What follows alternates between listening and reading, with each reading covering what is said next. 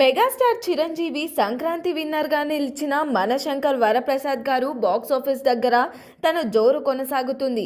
Jet speed లో break even ను పూర్తి చేసిన మెగాస్టార్ మొదటిసారి బాక్స్ ఆఫీస్ వద్ద 300 కోట్ల మార్క్ ని దాటేశాడు.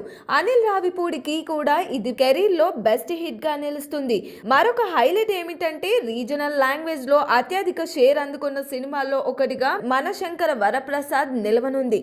పండగ సెలవుల్లో ఇప్పటికే మెజారిటీ ఫ్యామిలీ ఆడియన్స్ సినిమాని చూసేశారు.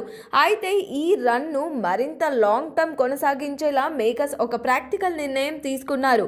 నేటి నుంచి ఆంధ్రప్రదేశ్, తెలంగాణలోని థియేటర్లలో ఈ సినిమాకు రెగ్యులర్ టికెట్ ధరలనే వర్తింపజేస్తున్నట్లు అనౌన్స్ చేశారు. ఈ నిర్ణయం ముఖ్యంగా మిడిల్ క్లాస్, ఆర్థికంగా ఇంకాస్త తక్కువ స్థాయిలో ఉండే సామాన్య ప్రేక్షకులకు బాగా ప్లస్ అవుతుంది. పండగ రద్దీ, అదనపు ధరల వల్ల ఇప్పటి వరకు వెయిట్ చేసిన వారు ఇప్పుడు నార్మల్ రేట్లకే మెగాస్టార్ వింటేజ్ కామెడీని ఎంజాయ్ చేసే ఛాన్స్ దక్కింది. థియేటర్లకు వచ్చే సామాన్య జనం పెరిగితే సినిమా లాంగ్ రన్ కు తిరుగుండదు.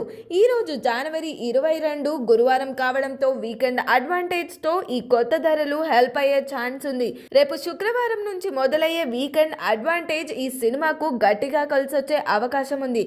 తక్కువ ధరల్లో సినిమా అందుబాటులో ఉండడం వల్ల ఫ్యామిలీస్ మళ్ళీ థియేటర్ల వైపు చూసే అవకాశం కనిపిస్తుంది. Like, share, subscribe LGTV. Please subscribe to LGTV. Guys, please do subscribe LGTV. Have a good day. Thank you. Like, share, subscribe LGTV. Subscribe LGTV.